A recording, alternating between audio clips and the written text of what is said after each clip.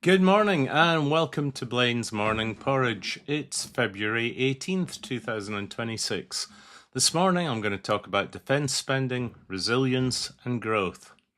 Let's start off with a quote. To save the village, it was necessary to destroy it.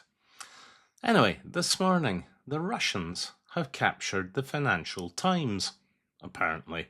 The headline that Gilts are about to crash because the government will borrow more to increase defence spending is straight out of Pravda 101. The reality is that Gilt should rally on increasing the strategic deterrence that defence spending will create. If you wish for peace, be prepared for war. Strategic deterrence is the most valuable form of infrastructure any nation can possess. Now, there is a very worrying story, as I said in the FT this morning. It says Gilt investors warn about ruse to fund higher UK defence spending. It goes on to describe a potential backlash and self-defeating rise in borrowing costs if the government tries to spend more on defence by issuing more debt. I had to check the byline. Had the pink un been caught and bought by one of Putin's oligarchs? Now, the story caught my interest for a number of reasons, and I guess that the journalist needed a story to counter UK Premier Sir Keir Starmer saying something sensible. Yesterday, he said he's going to move faster to increase defence spending. Wow. Now, I've always believed Starmer means well, so it's great to see him doing something right. But as a chum said last night, give Starmer a few months to fret about how to increase defence spending to 3% by 2029 without upsetting the bond market and, even more importantly, upsetting Labour's left wing, and you might see spending actually decline. Now, the FT cites a leading investor saying, "I'm not sure the bond market would like it," and another said that the bond market would be sceptical about a defence carve-out. And it beats me how these guys are sitting in senior investment management roles. Surely they realise that their investments in gilts in the UK are likely to be made more secure by spending that discourages the Russians, or whomever else, attacking us. Perhaps not. I'll come back to it below. A few weeks ago, one of my chums in the Labour Party let slip that the government's 10-year defence investment plan is being deliberately delayed in the hope of peace in Ukraine. The thinking is simple. If Trump can force a ceasefire, then the immediate need for rearmament diminishes, putting less pressure on Treasury to find money immediately for guns and giving Starmer some funds to placate the left-wingers clamouring for more on the butter of welfare spending. Now, one of the most basic duties of any state is defence. It's a complex two-part problem. The first part is the guns or butter argument, actually how much you spend on defence, which the UK is currently failing. And that's not because we don't spend enough. We spend an enormous amount of money on defence. The problem is we spend it very badly. The second issue, though, is more critical, and it's making sure the nation is prepared to defend itself by being willing to fight, and that's a much more nuanced problem. There is a reason that nobody invades Switzerland. Not only are mountains difficult terrain, but the nation is bound together through national service. They are trained and armed to the teeth, and they've been determined for centuries to defend their independence. Switzerland is resilient, ready and willing, and such determination is much less apparent across many other nations in Europe.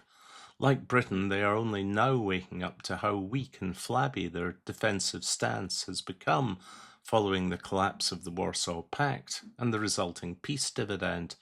Years under the American umbrella and repeated defence spending cuts have weakened the bonds that once existed between the armed forces and populations and dimmed awareness of the needs and the benefits of being ready to fight.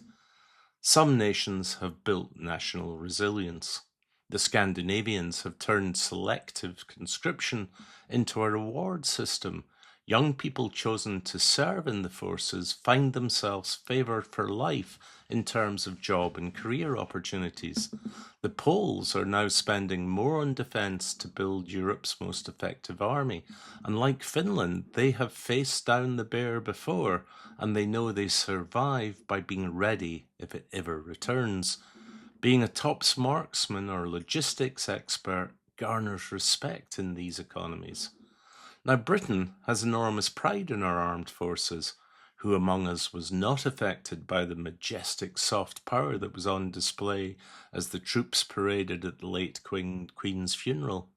Who is not moved when a Spitfire flies overhead, the distinctive sound of the Merlin engine quickening our pulse and raising our hopes? Yet that pride that we have in the armed forces is dissipating quickly because the links between the armed forces and nation is weakening. And that occurs when woke schools close down cadet forces, but also because local businesses shut because the government hasn't placed an order for new helicopters or other weapons for decades.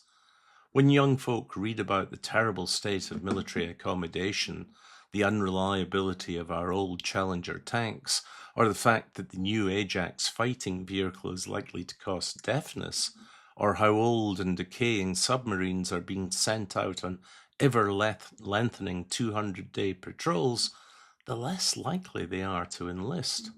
Now, I was up in Edinburgh last week and I was lecturing my class at the Edinburgh Business School, and after I described the need for European strategic deterrence to deter aggression and the threats of conflict to economies, I asked the class how many would volunteer for service. It was a bit disappointing. There was not a flurry of hands shooting in the air, and later I was told that the Royal Regiment of Scotland is struggling to meet its recruitment quotas, and it's not so many years ago that the Highland regiments were the elite spear tip of the British Empire. I imagine it was much the same in the 1930s when the Oxford Union voted not to fight for king and country. The sad shires of the UK were then depleted and exhausted after the First World War, and nobody wanted the horror of another conflagration. But the thing is, you don't get a vote on what the enemy is determined to do. So in this new Trumpian world where strong nations disregard the rule of law and do as they wish to weaker nations, the only way to build resistance is to be absolutely clear about the mission, building strong armed forces and resilience to create strategic deterrence against any and all that mean us harm. Convince the enemy they can't win, and convince your own populations their nations are worth fighting for and that they will win.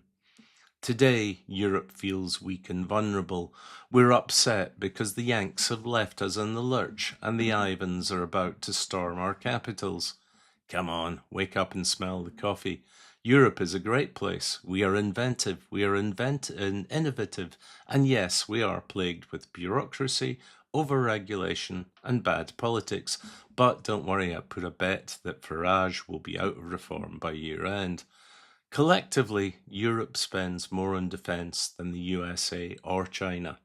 If Europe defence spending was joined up, collegiate, cooperative, there would be no more talk about civilizational erasure. The benefits of a strong European defence sector driving multipliers across the European economy would be legion. Sadly, the reality today is France is scrabbling to keep the UK out of the European defence equation to benefit its own industries, while being at loggerheads with the Germans on a new fighter design. Even the Brits are struggling. We won't pay up to keep the new Tempest jet on the rails with Japan and Italy. Now, while it's very positive to hear Sir Keir Starmer promise to raise spending by 5% by 2035, we really don't need weapons for the future, but for the now. To accelerate production lines to build up war stocks is critical, and apparently the British Army bought 3, yes, just 3 drones last year. Get a grip, we've all seen what's going on Ukraine. So let's get back to the story in the FT about the gilts market rejecting increased borrowing to fund defence. Now, one of the great myths of the bond market is the power of bond vigilantes, that bond investors will band together to punish any attempt by governments and also corporates to borrow unwisely. Now, it is true that the bond market reacts to mistakes and unwelcome surprises.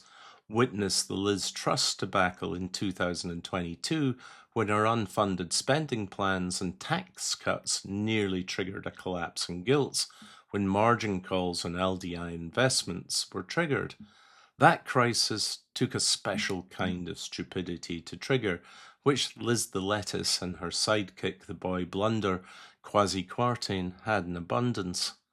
Now, the thing about bond markets is fixed income investors care about two things only. They want repaid the principal they invest and interest on a timely basis, which is a credit issue, which means they also care about inflation undermining the value of interest and principal they receive. And generally, bond markets respond very well to spending plans that are likely to increase the probability they will be repaid and that prices will be kept stable.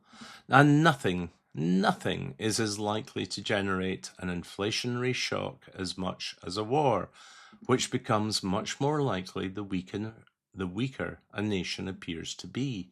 Nothing would be more likely to make the repayment of gilts uncertain than a column of T-14 Armata Russian tanks crashing through Whitehall. Another factor to consider when thinking about funding defence spending with gilts is the multiplier effects that defence spending could have not just in the UK but across Europe. Now, I'm currently raising capital for a new hybrid defence fund called Spitfire Strategic Capital. We're going to invest in weapons systems that will rebuild swiftly strategic deterrence for the middle or JCAIC nations, that's Japan, Canada, Australasia, Korea, and Europe.